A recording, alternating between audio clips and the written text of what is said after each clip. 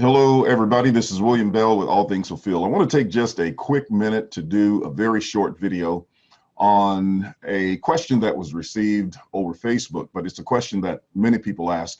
And what they're looking for is some external evidence for the fulfillment of all things. In other words, we provide scriptures that state that very clearly. For example, in Luke chapter 21, verses 20 through 22, Jesus said, when you see Jerusalem surrounding with armies, then know that the desolation thereof is near. Then let those who are in Judea flee to the mountains. Let those who are in the midst of her depart. And let not those who are in the countries enter her, for these are the days of vengeance, that all things which are written may be fulfilled.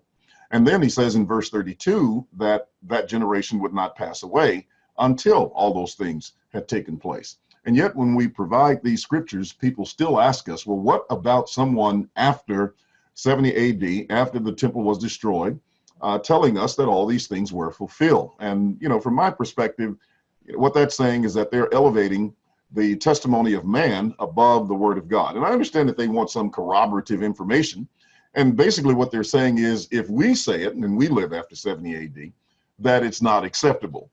And yet, if someone who lived at the time says it, then it is acceptable. So what I want to do is provide documentation for someone who actually wrote, a credible historian who wrote and actually stated that all the prophecies in Daniel had been fulfilled. And these are the prophecies that are quoted by the Lord and the apostles in the New Testament. So let's take a look. Now, this is only an excerpt from a text in Josephus, which you can go and read for yourself. I have the text here in the chat, and so you can see it in the chat box. But it begins, and that from among them there should arise a certain king that should overcome our nation and their laws, and should take away our political government, and should spoil the temple and forbid the sacrifices to be offered for 3 years' time. And indeed, it so came to pass that our nation suffered these things under Antiochus Epiphanes, according to Daniel's vision, and what he wrote many years before they came to pass. In the very same manner, Daniel also wrote concerning the Roman government, and that our country should be made desolate by them. All these things did this man leave in writing, as God had showed them to him, insomuch that such as read his prophecies and see how they have been fulfilled would wonder at the honor with which God honored Daniel. Josephus, Antiquities, Book 10, Section 11, or chapter 11, and section 7, or paragraph 7. Now, the prophecies of Daniel regarding the destruction of Jerusalem by Rome are inseparably tied to the abomination of desolation, which we find in Matthew 24:15, the Great Tribulation, which we find in Matthew 24 and 21, and the resurrection, which by association with Matthew 24:21, we have Daniel 12, 1 through 3, where Daniel speaks about the time of the Great Tribulation, and then connects that by saying, at that time, those who sleep in the dust of the earth shall awake. And therefore, the time of the resurrection is the time of this Great Tribulation. It is taking place in the same historical time frame. And of course, all of Daniel's prophecies were fulfilled in the time of the fourth beast.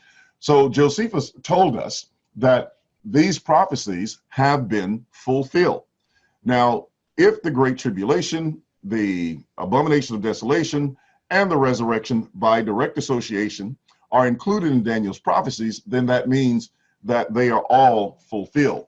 And so Josephus, who was a Jew, may not have been very particularly informed about the details of Jesus and the apostles who discussed these things about these prophecies. And from all indications of the New Testament, Jews were not interested, nor did they believe them.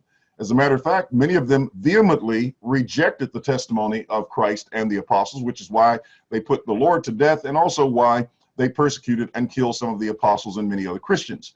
However, to state that all things Daniel left in writing were fulfilled in the Roman invasion is precisely the same words used by Christ in Matthew 24, verses 1 through 34, Luke 21, 20 through 22, or 20 through 32.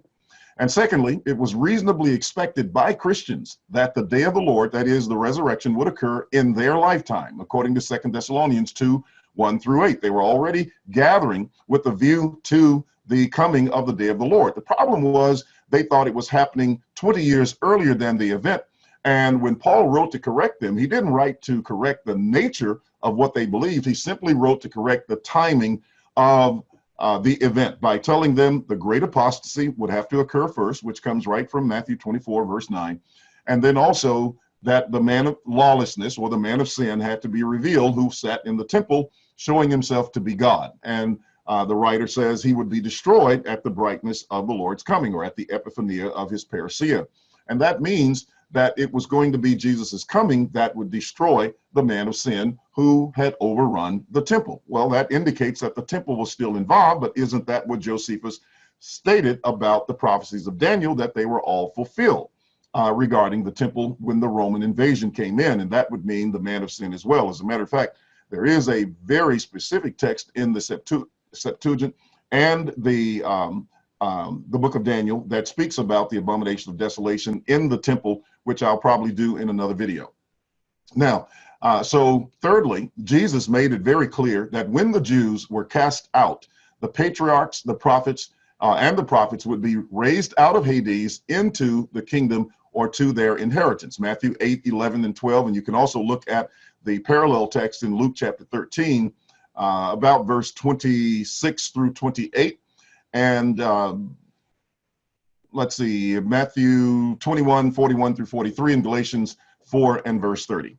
So finally, you know, when we say people are looking for these specific statements to say, well, the resurrection occurred, if Daniel tells you that, or if Josephus says that all of Daniel's prophecies were fulfilled, then that covers everything. What more information do you need? If you say that you don't accept that, then basically what you're saying is that you are interpreting Josephus' words to mean something other than what he said, and therefore it would be illogical for you to say to us that we can't interpret them, these words, to say exactly what they did say, and that is that all of those things have been fulfilled when Rome destroyed Jerusalem. So I hope this little video helps you a little bit, and that you will consider these things more carefully and look at the evidence that is stated in the historical record as well as in the inspired New Testament record, and then make your decisions accordingly. I'm William Bell with All Things Fulfilled. Check us out on our YouTube channel at All Things Fulfilled. Check us out on our Facebook page at All Things Fulfilled, All Bible Prophecy Fulfilled. You can also check out our, somebody is calling me now on Facebook. So let me just end the video at this point because